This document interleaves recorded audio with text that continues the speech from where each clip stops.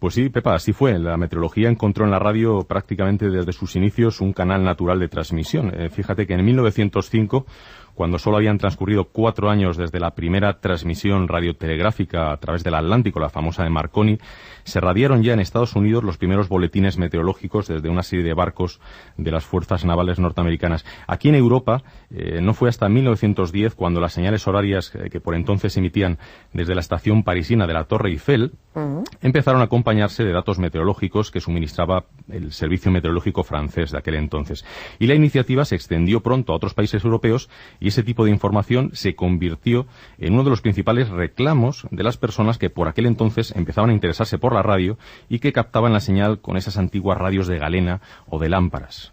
Por lo que dices, ¿puede afirmarse que esos primeros boletines meteorológicos fueron uno de los principales reclamos entre aquellos radioaficionados o no? Pues sí, efectivamente, pero la cosa además no queda solo ahí. Aparte del aliciente que suponía enterarse del tiempo que hacía por Francia, por Alemania, comenzó a surgir un interés creciente por las ciencias radioeléctricas y muchos de esos radioaficionados detectaban con sus equipos las descargas eléctricas de las tormentas cuando éstas todavía estaban a cierta distancia de su localidad y eso les ponía sobre aviso, ¿no?, cuando el número y la intensidad de los chasquidos aumentaba. Y según fue avanzando la década de 1920, los radiófilos de por aquel entonces, lo que llamaríamos hoy escuchantes, ¿no?, pues fueron mostrando un interés creciente por prestar su colaboración en el tema meteorológico. Y también algunos científicos de la época, como por ejemplo el francés René Mesny, ponen de manifiesto el interés que pueden tener las ondas hertzianas en el estudio de las capas altas de la atmósfera, solicitando para tal fin la ayuda de esos radioaficionados. Ya. Oye, una curiosidad. El primer locutor, ¿cuál fue el primer locutor de radio que dio el pronóstico del tiempo a través de las ondas?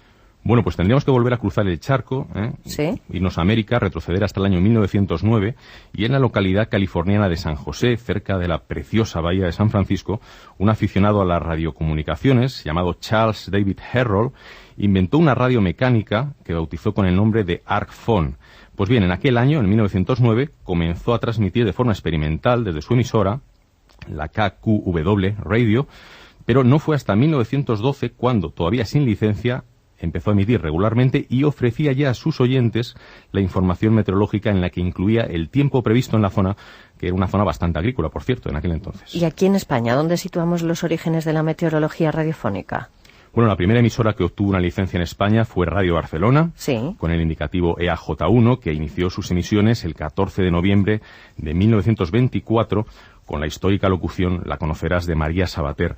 Bien, habría que esperar hasta 1926 para encontrarnos en dicha emisora al meteorólogo Eduard Fonseré, radiando el boletín meteorológico. Sin embargo, Pepa, la emisión de información meteorológica por radio aquí en España se remonta algunos años antes, y de nuevo los radioaficionados cobran protagonismo en esta historia, porque a mediados de 1923 dieron comienzo las emisiones experimentales de Radio Ibérica, y desde julio de ese año empezaron a transmitirse a las 11 de la noche, junto a las señales horarias, los pronósticos del tiempo para toda España, conforme el boletín que diariamente confeccionaba el entonces Observatorio Central Meteorológico. Pues me encantaría viajar en el tiempo, José Miguel, escuchar alguno de aquellos antiguos programas de radio para comprobar cómo se ofrecía el parte meteorológico en ese momento. Bueno, en este programa, y Pepa, gracias a la magia de la radio, todo es posible. Así que vamos a escuchar, si te parece, una grabación de finales de los años 20, donde un humorista de la época parodiaba un programa de radio de aquel entonces. Canela Radio, Empalme, Colombia.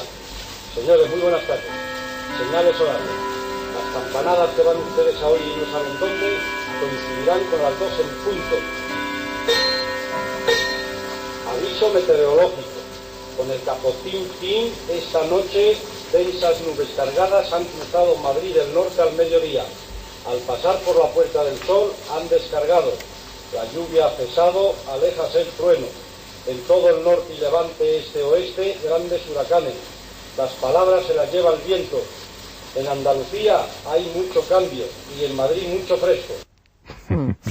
Oye, ahora ya no es cierto eso de que las palabras se las lleva el viento. Sí, se quedan grabadas y además se pueden recuperar a través de Internet. En fin, cómo han cambiado las cosas. Es genial, recuperar sonidos de otra época, así que viajas con la imaginación, viajas con la mente. Así es. Pues después de todas estas cosas que nos has contado hoy, nos queda claro que la meteorología ha desempeñado un papel importantísimo en la historia de la radio, que seguirás, espero, contándonos en otro programa. ¿Algún apunte final para acabar? Pues nada, simplemente comentarte que esa grabación histórica que acabamos de escuchar me la ha pasado Isidoro Ruiz Ramos, fundador del archivo histórico EA4DO, ese es su indicativo como radioaficionado, y yo, pues nada, le doy las gracias a Isidoro por pasarme ese documento y felicitarle además por su labor.